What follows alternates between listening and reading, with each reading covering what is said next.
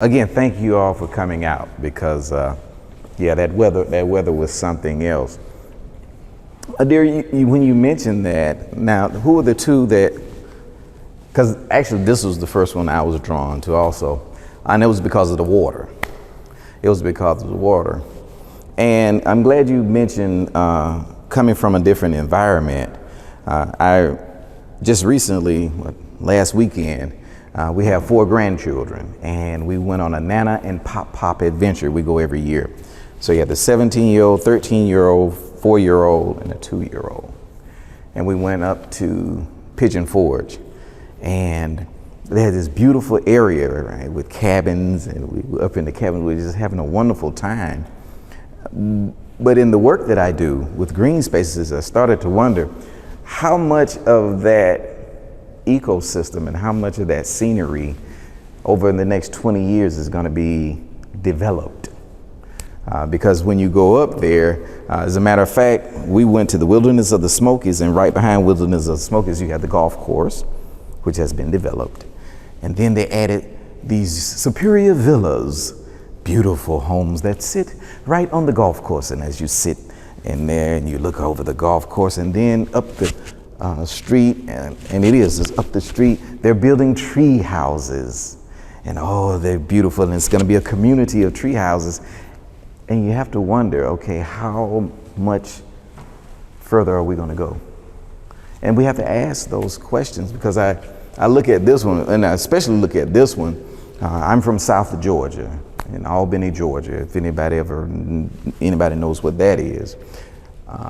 And this is what it looks like near where my parents live along the Flint River. But I noticed something. I didn't see the river part. And that's what it made me think of. And I talked to Adira about that. So for those of you who that like this painting, thought about that painting, imagine if you grew up and it was a river here. But because of the development upstream, it was cut off. Now how would you feel about it? Anybody? Sad. Because?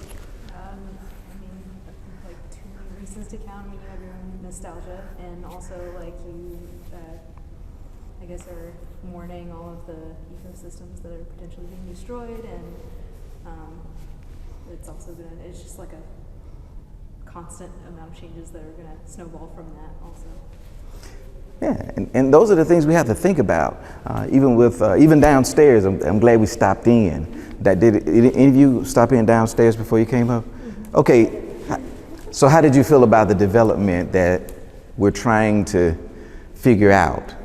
I have my opinions. I very much favored one over the other two. I really liked what they call it, like the porch kind of, where they obviously had some of the natural things, which I did enjoy, and I in fact put a post-it note that said, can we add more tree coverage to help cool it down in the summer, and to add, everybody else was like, but you can't see the river. I'm like, it's going to be so hot if you don't put trees, please. Who said something about the heat? Was it? Yeah. The opposite. And yeah, you were like, nah, I needed to be cool. One of the things at Greenspaces and UTC, we collaborated on doing a tree canopy study, and the disappearing tree canopy here in Chattanooga. As a matter of fact, we are the city, the urban forestry department in the city has just recently applied for a grant to plant, I want to say 2,500 trees. I might be a little low, but I know it has 4 digits in front of the decimal point. Because of that, because we're losing our tree canopy. And if we're losing our tree canopy, it's not as cool. And when you look at those paintings, did any of you grow up in the city? Urban, how many of you urbanites? One, okay. So the rest of you kind of grew up in areas where you could see a lot of this. So when you look at Chattanooga, how do you feel about the growth and the way Chattanooga is changing when it comes to our tree canopy and our natural spaces and our natural area? How do you feel about that? Sad. Could you give us a little bit more? Well, just that we're destroying so much of the habitat. Shame. Sad. Anybody else? How do you feel about the growth? Because it's one of those things where you're sitting there and you kind of have to figure this thing out, because you want the city to grow in some ways, but that growth means growing, because there's only so high we can go, so we got to grow out. But if we're growing out, that means we're taking up some of the spaces that look like that. And how do we, yes, please. I don't live here, but I have family here, so I'm here about every 8 to 10 weeks. So I kind of see it in snippets. And I think one of the things that Chattanooga does really well is repurposing buildings and renovating older spaces to make them new spaces. And there is a lot of expansion, but there is also a lot of renewal in the city. It is. We're part where we are on Main Street. A lot has gone on there. And again, those things, when you're looking at from an environment or environmental lens, you look at things like the carbon footprint. Even when we're renovating the buildings, what's the carbon, how are we really affecting what's going on? Adira, we were just talking about it earlier. How many of you have an inhaler? Because I do. The air quality. It makes a huge difference. The air quality. I did not want to have an inhaler. I have no idea why. I don't know. It was just something, and I could. If I was talking to you, I would literally start coughing. And as those of you who know, who were around in the last couple of years, you didn't want to be coughing too much in 2020. That just didn't go over well. That just didn't go over well. So needless to say, I didn't have too many speaking engagements. But the air quality.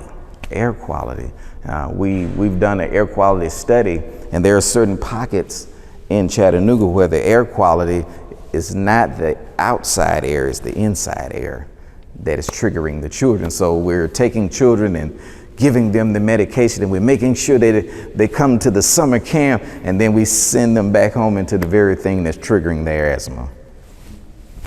And we have to ask those questions, and that's part of what we do at Greenspaces, is ask those questions. And there aren't any just black and white, just straight answers to this thing. Again, we want Chattanooga to grow. But how do we grow? Like with, how many of you love parks? Parks and recreation. I don't know if you went to the city council meeting. Any of you went to the city council meeting when they were trying to pass the climate action plan? That came up about parks. Because for some people, parks are great. Like we should take those areas and make parks, make the city accessible.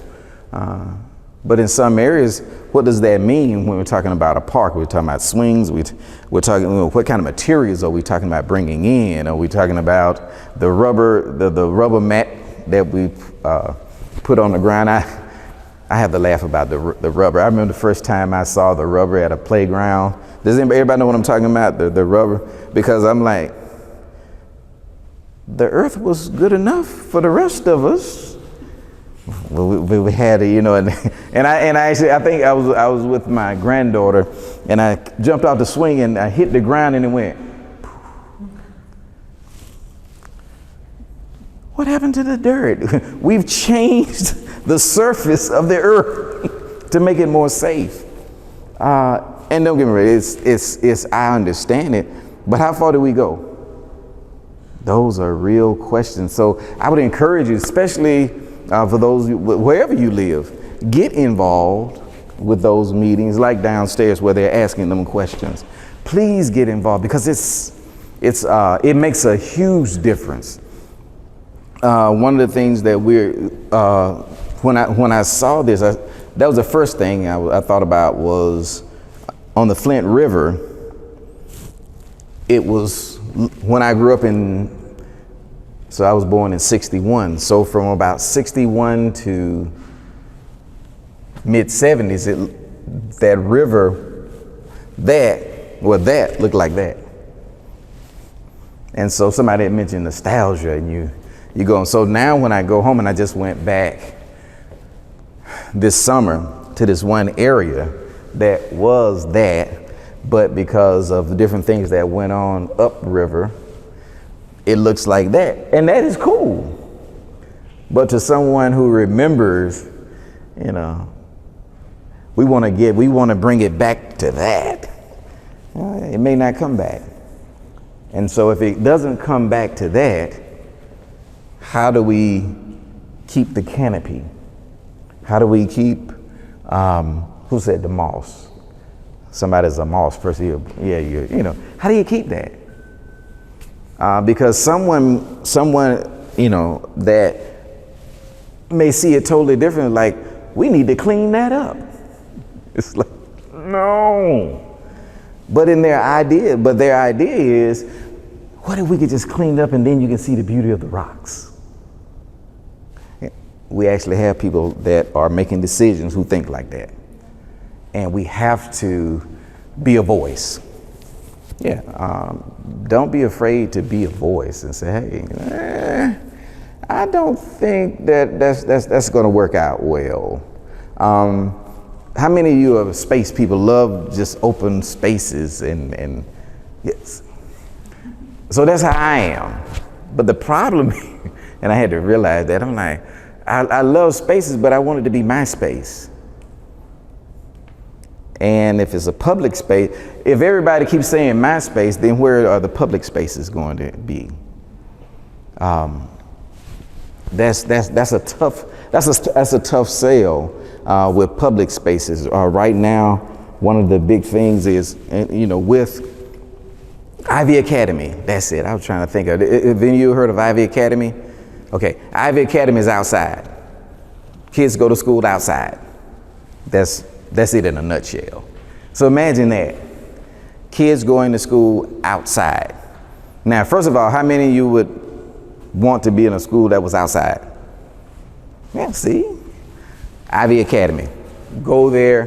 Great. Because one of my friends, her daughter went to Ivy Academy for a while. And so my first thing was a day like today, okay, if it's raining, they go inside of it. They do have an inside area. But what happens, I'm like, so what do you do when it's cold? You put on a jacket, or you put on a coat and you go outside.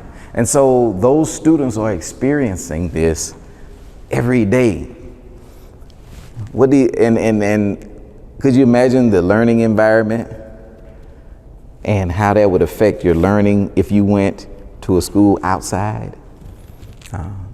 I know about it personally because the middle school, well, it was junior high school at that time. The middle school I went to had 0 windows. None. Yeah, that's what my wife did when because she didn't believe me because she's not from my hometown. So she didn't believe me. And I took her to it and she was like, there are no windows. And so we joke about it and said that they were doing an experiment with us to see the effects. And so here, this is what you get when you don't have windows. But yeah, we went to a school with no windows. No windows. If you turned the lights off, that was it. It was a wrap. There was nothing. And I oftentimes wonder, would it have been different had I been able to enjoy nature every day, not just for a Nana and Pop adventure? Now, how many of you actually like to get out in nature like as much as you can? So Chattanooga is good with it. So with that, give me some feedback on that because you like to get outside.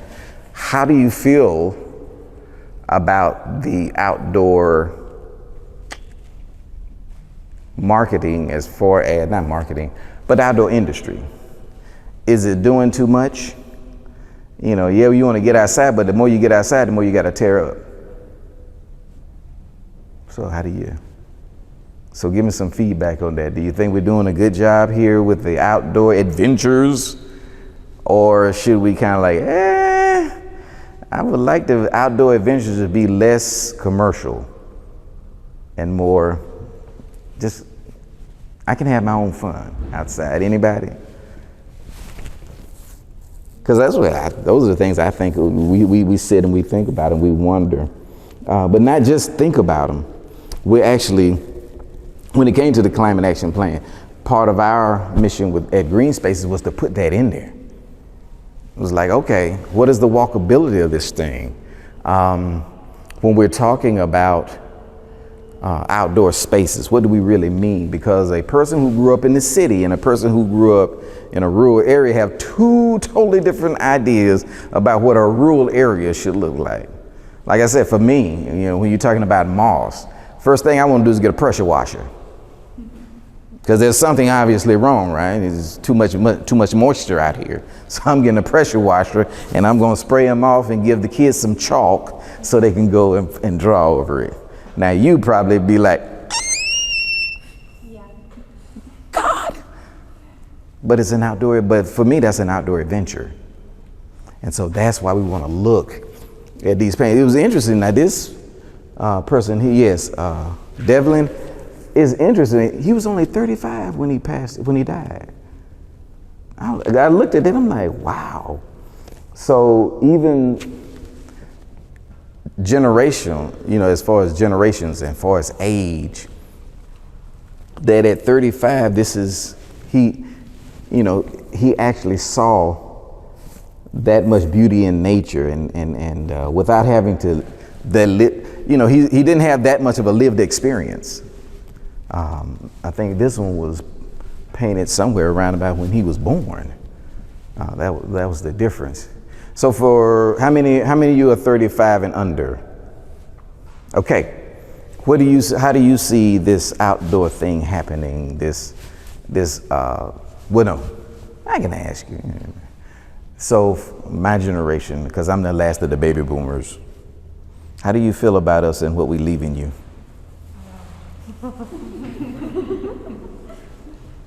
I will represent the baby boomers right now, so you can go ahead and give it to me. I don't think baby boomers knew. I mean, like, the fossil fuel industry hid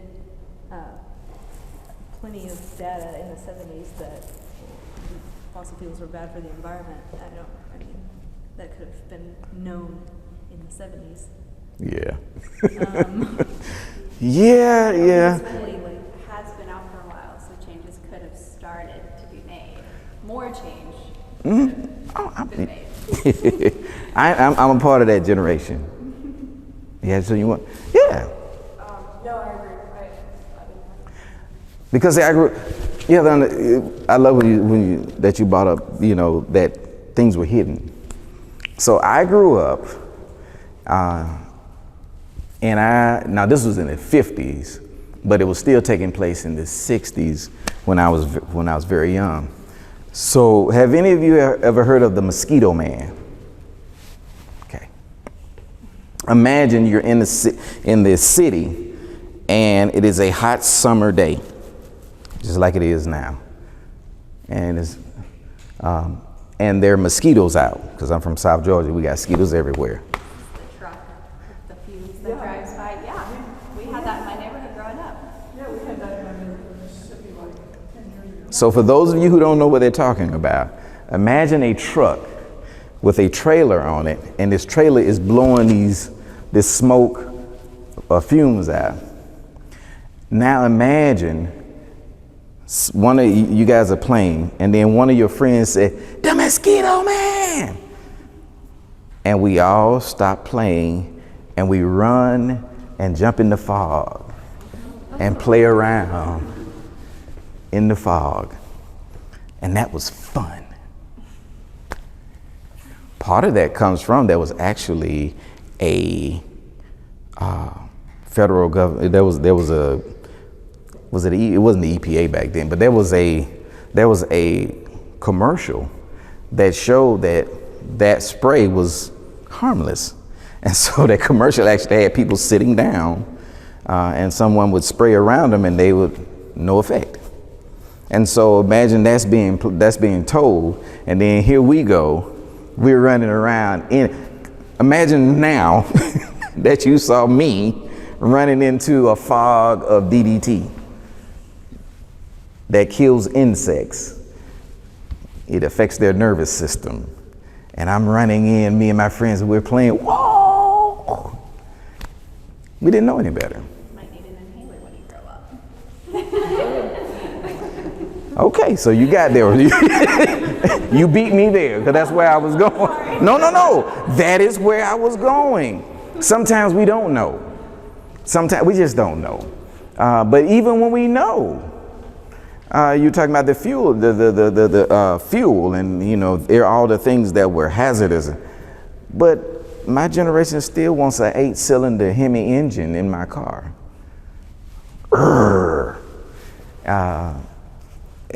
Electric vehicles, So when you're talking about vehicles, again, we're talking about the environment and how pollution has just wreaked havoc on our environment. So I'm not from Chattanooga, so when they talk about the way the industry, the metal industry, the foundries, and how bad it was, did any of you grow up here during that time? Okay, because they tell me about it. They say it was just terrible. That there was this white haze that would be all the pollution, and then people had to live there. So now imagine, and so in Chattanooga you have these outdoor areas, but you also have in Chattanooga's pockets of these neighborhoods that have been frozen in time. Some due to redlining, some due to divestment, and these homes are just stuck in the time that they were built. They don't have any energy efficient appliances. The insulation is not even there most of the time. So that's part of what we do. We come in and we help people in those neighborhoods, especially homeowners, elderly, senior homeowners, and we will upgrade them for free. That's what and so we get training. So our guys get trained and young ladies get trained, and the homeowner gets those things done for free. But those homeowners, and it's interesting, they tell us when those neighborhoods were great. And then over time, they just one thing after another, one thing after another, one thing after another. So that's where we all come in. Because if we don't say something, eventually, people will be talking about Chattanooga in past tense on how great it was. Oh, when I grew up there and I used to spend the summers in Chattanooga and it was so wonderful. We would go and we would find those areas and it was 100 degrees outside, but it was cool, and we talk about all that. And then we may not be talking about it, the present, the way we're talking about the past. And so that's why we need your input. We need your help. We all have to do something about it. Anybody, okay, like the word, and I'm moving to another spot here, but sustainability. Has anybody heard of that word, sustainability? What does Sam hear that mean? Help me. Treat me like I'm a 5-year-old. Explain to me what the sustainability mean. Anybody? I feel like it's used far too broadly now, and we've kind of lost the definition. I work at Greenspaces, and I'm telling you, sustainability. Anybody? Give me a shot. What have you? Okay, how about this? Let's turn it around. What have you heard it? What have you heard it mean? What are people talking about when you hear the word sustainability? Give me something. Something that doesn't deplete, it can continue forever. What in the world can continue forever except plastic in a river?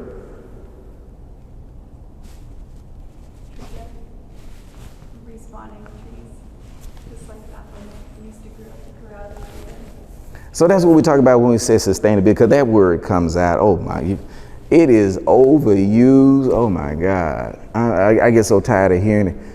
oh yeah, you guys are sustainability. I'm like, so what does that mean to you? And that's where the conversation usually starts, because it's like, but that word sustainability, it is so broad. What we mean when we say it in Greenspaces, keep it simple. With the trajectory that we're on now, can we maintain that and still have a great place to live, a thriving community, and a place that you want to go visit? So 10 years, now I think it's 2050. It changed to 2050 with the Climate Action Plan. So in 2050, how do you feel about Chattanooga? Where do you see it? Where do you see us going in 2050? Did it follow the climate action plan? Kinda. Okay, so how about that? We have a climate action plan, and then in best case scenario, how about that one? So best case scenario, 2050, where should we be as a community?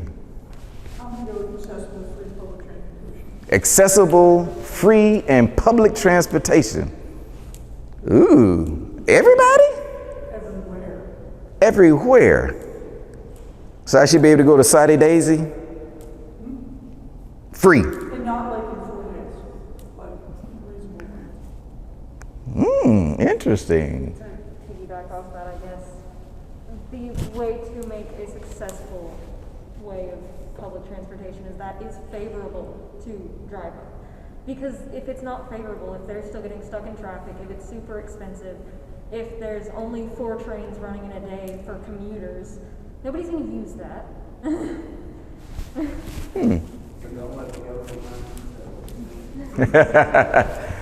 So public transportation is one of the things that we talk about a lot. Actually, right now we're trying to develop a EV co-op. So for people because EVs are not the cheapest vehicles in the world.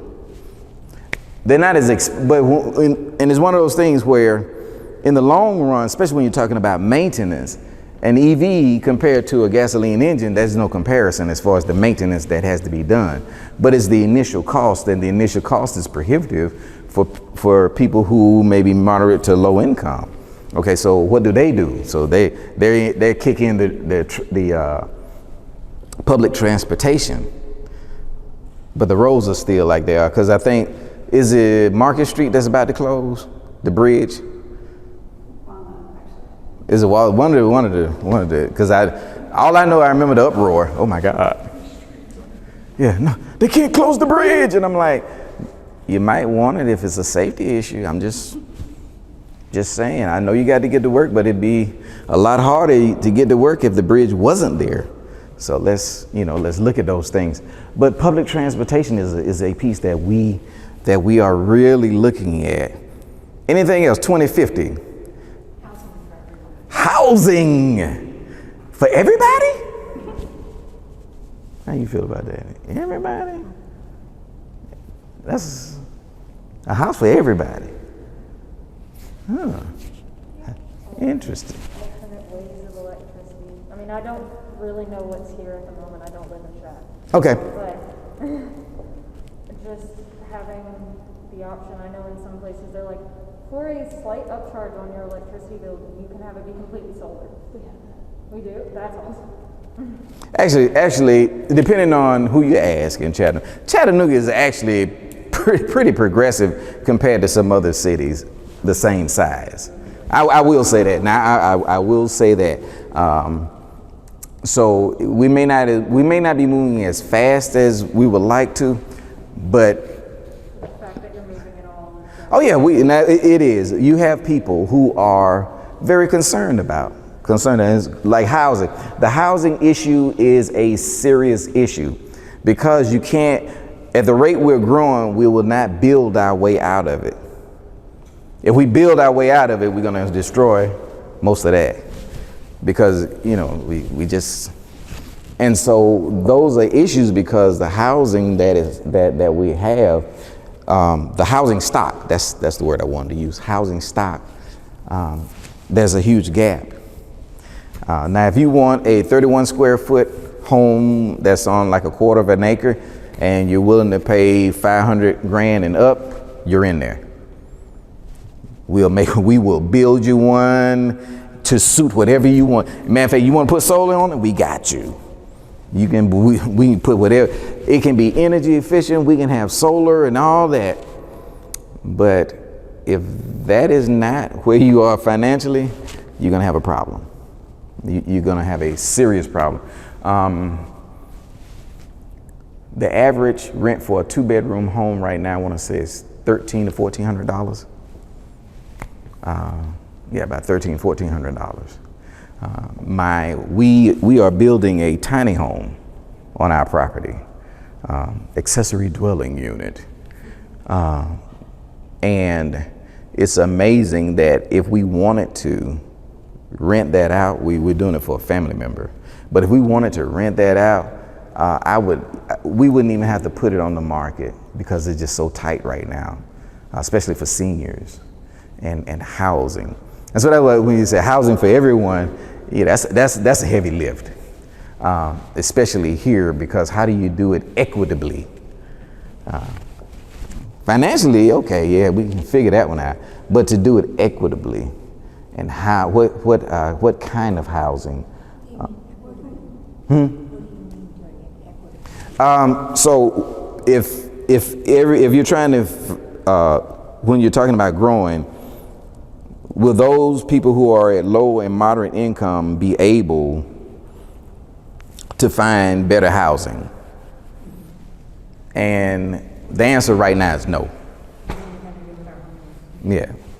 By 2050, we're going to have like seismic mental shift where apartments and community living are the preferred method as opposed to single-family homes on beach.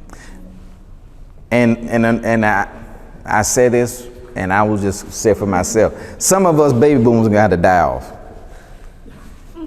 We're going to die off because we like our space. Some of us love space, but it's not any, there's only, we have limited amount of space. So unless you're going to go out, you're going to have to go up. And there's only so high you're going to go up. And see, and there again, now I come from South Georgia. Like, my wife and I went to D.C., in that D.C. area. No, that is not, I'm not staying there. That is not going to happen.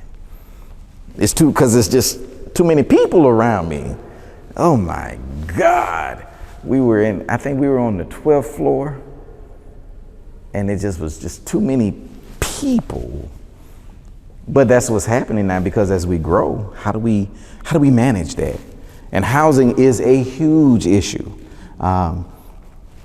There was a study here done in 2019, and that's part of where I got that from, was that the housing stock is just getting older, but we can't build new houses fast enough. So how do we upgrade the old stock that we have to keep pace with what's going on? And when you upgrade them, how do you still keep them affordable? How do you legislate landlords not jacking the rent up just because they can? How do you legislate that? Because if you're waiting for for the majority of landlords who are in it for the money, they're in it because it's a business. How do you get them to say, well, I know I can make more money, but I'm gonna keep the rent here? That's not capitalism, is it? And that's what we are. We're capitalists. So, and you have those questions are real. Those questions with housing.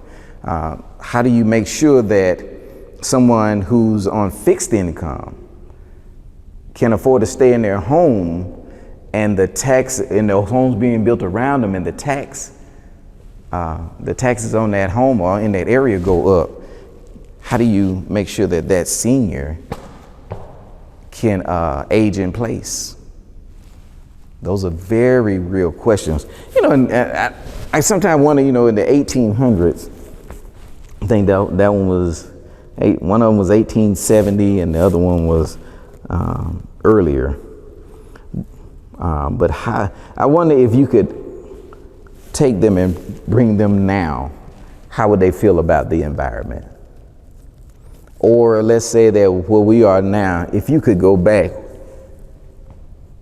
and look at the environment and see where we are now and what it was then, how would you feel? To just stand on a riverbank and hear nothing. And then come back at 4 o'clock in the afternoon on Interstate 24 and look and listen to what's going on. The sounds as we drive through the ridge and back down, and all the progress, and now the road is closed because we're building more roads, or we're building more, and yes, we are building some more apartments, but it's starting to come up. Do any of you live in neighborhoods that are changing rapidly? Okay, what is it, like single unit homes or apartments or both? What's going on? Where you? Everything. North Shore. Oh, so you're in the North Shore. Everything. I live in East Ridge, so it's like some of the houses have been there since the 40s, and some of them are being knocked down. 2-story, like craftsman homes are being put in their place. It doesn't blend in. It's really weird looking. And you see but you see where it's going, right? You put one road here. I mean, 1 2-story. What do you call them? Craftsman. They're craftsmen, and the beautiful architecture, and you're like, oh wow. But just like it looks out of place. Do you think it'll be out of place 10, 15 years from now? Or will 1 turn into 2, which turn into 5, which turn into 10, and now as you go back through, now you're being nostalgic. Oh wow, I remember there used to be kids playing out here, and we say that, but those are the things that we have to think about, even nature. So in the camp, do you guys go camping at all? We get to give kids back at 4:30. Oh, good. But we do go out in nature a lot. So I grew up in an urban area, but my dad had a couple of brothers that had farms. And so I would go out to the farm and then I'd come back to the urban area. Let me be very honest with you. This wasn't something I wanted to do in the summer. Neither one of them. Nah. You could give me a free trip. Oh, Wayne, you're going camping. They don't print that much money to pay me. That wasn't even in my thought process to spend time in nature. A tent, like to sleep outside. How many of y'all love that? Outside, just that's a wrap. Until I went in the military, and even then I was like, nah, I don't like this. This is not for me. But then the interesting thing was when I got out there to enjoy it. The first time I went camping, it didn't look nothing like this. It was in Northern California, and the trees are different, so it wasn't that much greenery. And I went out there and I did that. We sat up all night, and I actually listened to nature. And I got hooked. I really did. I got hooked. But as a kid, nah. And even now that I work with youth, I try to get them to just try it. I never went fishing until I was 20, 21. I think I was 21. Any of you guys fish? You love it? Have fish. Okay, Wayne. Yeah, don't do the fish story. That's not going to resonate with this group. Yeah, but nature, getting out in nature, is interesting. When I, like my wife, I love her. I do. I really do. But she is something else when she sees an insect. And it's not just roaches. If it has more than 4 legs, and if it has an antenna that's long as its legs, I don't care what it is. It's a wrap. And if it flies, she's done. She's done. So how do you get a person like that out in nature? How do you convince them? Because we have a lot of young people who are growing up now. They have never experienced nature in that way. So how do you get them to change their mind? And how do you try to convince them that this is actually a nice place to be? That's one of the things that's one of the challenges that we have, is that it's one thing to say that global warming and climate change, but you're talking to someone who their climate changes, their climate is all conditioned 24/7. How do you get someone who's conditioned to accept the fact that we're gonna go camping and we're gonna go out here, and you're trying to convince them how beautiful this is, and they're looking at you like, okay, where's the beauty in that? Okay, is that a snake or is that a piece of wood? Those are things, because of media and social media and all those things. How do you convince somebody? And now I'm talking about kids, but how do you convince adults? That's a good one. How do you do that? Because I know you have friends, not you, of course, but you have friends that just can't stand outside. What do you tell them?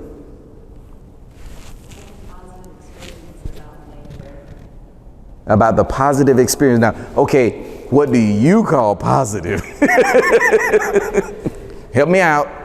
Start off simple, maybe with a picnic out in the woods where you don't have to stay all night. We'll fully immerse them right away. Now you say a picnic. Yeah. That means my food is going to be open and exposed. Yes, on a blanket. So what do I do about the bugs? Exactly. They live there. Gotta let it world. We're gonna go in October.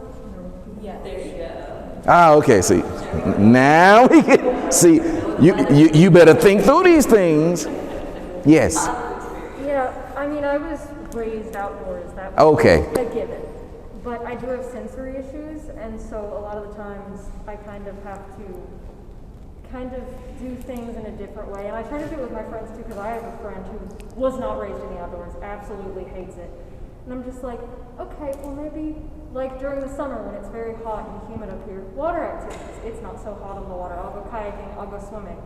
But I don't want to necessarily go hiking when it's 90 degrees outside with 70% humidity. I'm not, I love the outdoors, but my sensory issues just can't handle that. I got you. So I'm like, let's go in the spring, let's go in the autumn. There are less chances of snakes when it starts getting cooler. There's less insects, there's less mosquitoes. And I have a thing about stuff brushing against my legs, because then I feel like something's crawling on me. I can wear pants when it's cooler out, and then I don't have to freak out about the sensations.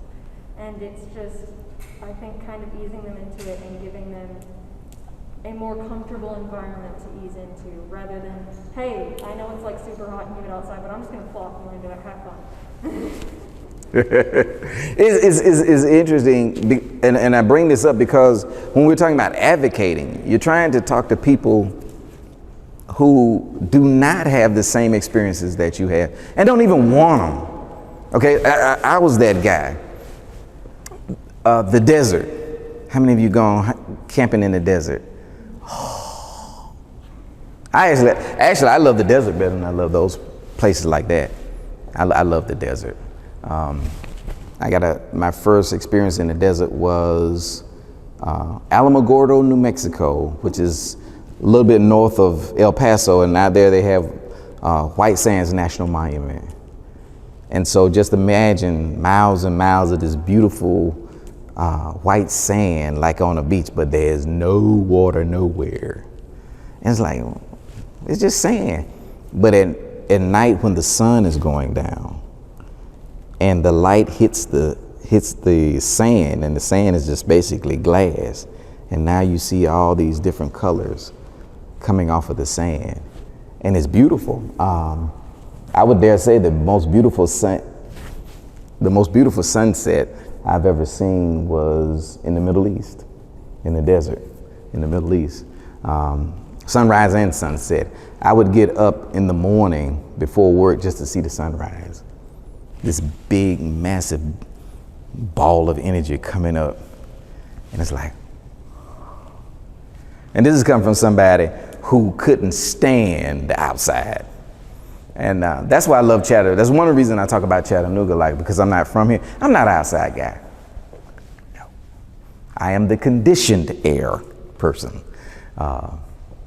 You know, I'm not a big outside guy, but now I'm working with Greenspaces. I've been working with Greenspaces for about 3 years now. And it has changed my perspective on nature, how I look at nature. How do we grow? How do we expand? Because we don't want the city to digress, we want it to progress. But how do you do that and maintain? How do we, one of the things in the climate, one of the goals in the climate action plan is to be carbon neutral by 2050. How do we do that? How do we actually can we actually get there? We know it's possible. If you can dream it, it's possible. It's interesting. You know, we have all these cliches that we do. Well, if you can think it, you know, if you believe it, you can achieve it and all this other stuff. And then when we put something out there, this lofty goal like this, like, we ain't gonna do that, bro. Nah, we're not gonna get there. But we can. We can. We thought about it. Have you ever heard of the Green Pre? You did? Did you come out there? Yeah, I volunteered. Yes. What? Not fun. Maybe next year. Okay, you don't have to wait till next year. It's in October. So Green Pre, we are in 45 schools in Hamilton County, Dade County, and we're trying to get up into Ray County. The students get a box of parts and they build a full-size car that you sit in with your racing helmet and everything, and then they race it on a 1/4 to half-mile track. We build a track out of Volkswagen and they come and they race it. These students start in 5th grade. By the time they're in 12th grade, they have had 7 years of electric car. They're building it. So to them, it's not crazy to, you know, for electric cars to, what should I say, gasoline engines to go extinct. That's not even in their frame of reference. But somebody like me, I'm like, God, okay, I went from 8 cylinders to 6 cylinders. I think that should be okay, right? Now you want me to go all electric? Until I got in one. Oh my goodness. When I drove an electric car, yeah, I was hooked. I was. So the next one I get, it will be electric. But they take those parts and we have teams. So 40 teams with about 6 kids apiece. That's what, about 240, 250 kids out there that are racing their cars. So if any of you out want to just stop by, we're on Main Street. Does anybody know what Need Loves is? Okay, so I don't know why, when I said Need Loves, everybody, instant smiles come on your faces and be like, yeah, I know Need Loves. Well, we are just 1, 2, next to we're across the street from Bollywood Tacos. And right there on Main Street on the corner. Stop by and see us. And I just talked about a few things, but we have workforce development programs. We have the Green Pre. We have energy efficiency workshops that we'll come to wherever you are, and we'll do a workshop. We'll come to your kitchen. If you can get 5 people in there, we'll come there and do an energy savings workshop.